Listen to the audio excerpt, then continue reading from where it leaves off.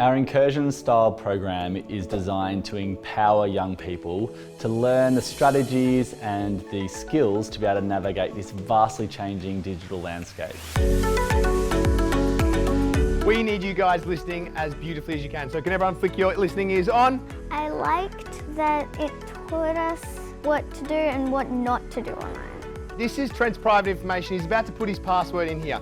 So can we all respect that privacy and cover our eyes, please? If I had a tip for a friend, I would tell them not to give away any passwords. So we're going to talk a little bit about online profiles right now.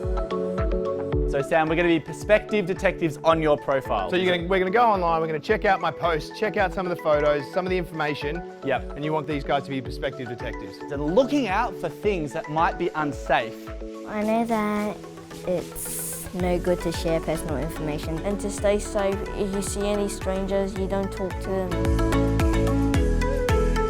I loved how it was still like learning, but it was pretty fun.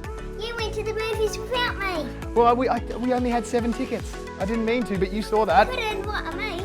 How did you feel when you saw that, Bestie? I felt so upset, mate. Equipping them with the skills that they need will help them be safe in the future.